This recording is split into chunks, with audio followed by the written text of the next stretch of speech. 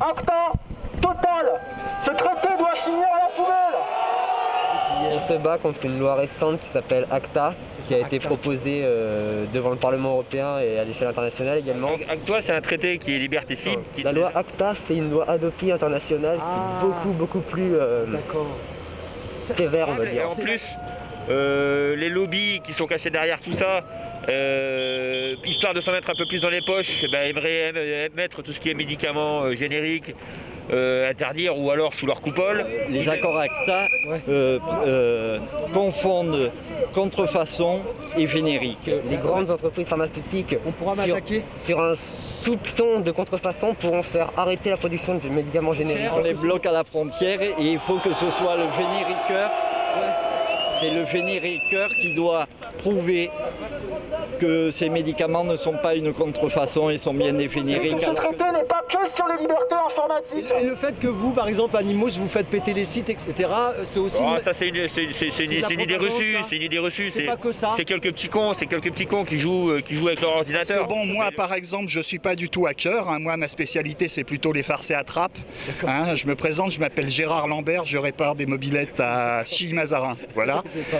Donc, je suis Anonymous depuis les débuts. Donc, vous savez, l'informatique, déjà, mettre ma box internet, c'est un peu difficile. Donc, le hacking, c'est pas trop mon truc. Il faut faire des actions comme certains activistes font, bloquer des sites, faire des attaques. C'est ça qui fait parler de nous. En fait, la plupart des actions Anonymous, contrairement à ce qu'on peut lire, c'est pas du tout dégradé ou pirater dans tous les sens. C'est déjà, dans un premier temps, montrer le poids qu'on a. Vous pouvez le faire, vous pouvez vous engager, vous pouvez rejoindre le Parti Pirate aux élections législatives, mais vous pouvez aussi militer, appeler les députés, leur demander pourquoi ils ne défendent pas ces idées. Reprenez les arguments, échangez-vous, partagez, diffusez l'information. Merci. Aucune violence, hein, il n'en est pas question, on n'écrit pas, on tague pas sur les murs, tout doit être propre. L'esprit du truc, c'est le LOL, c'est-à-dire c'est la déconnade, mais c'est la déconnade gentille.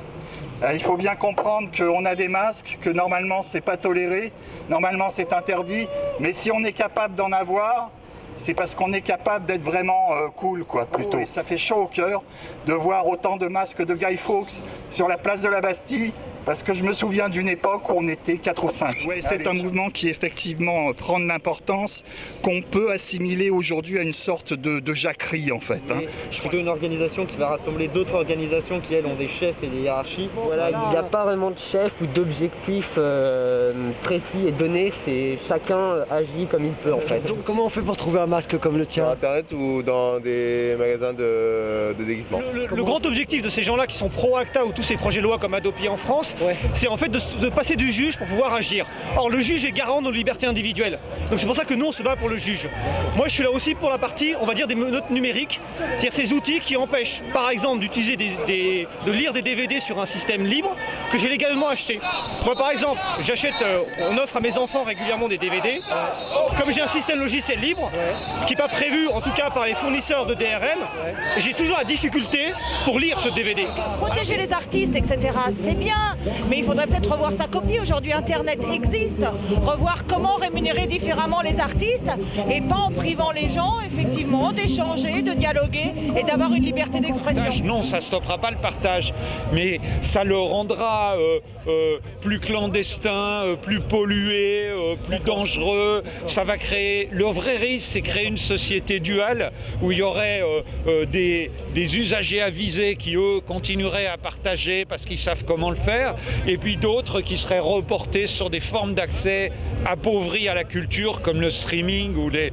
Donc, et les vraies solutions, c'est avant tout de reconnaître la légitimité de l'acte de partage non marchand entre personnes. Ne nous regardez pas, rejoignez-nous.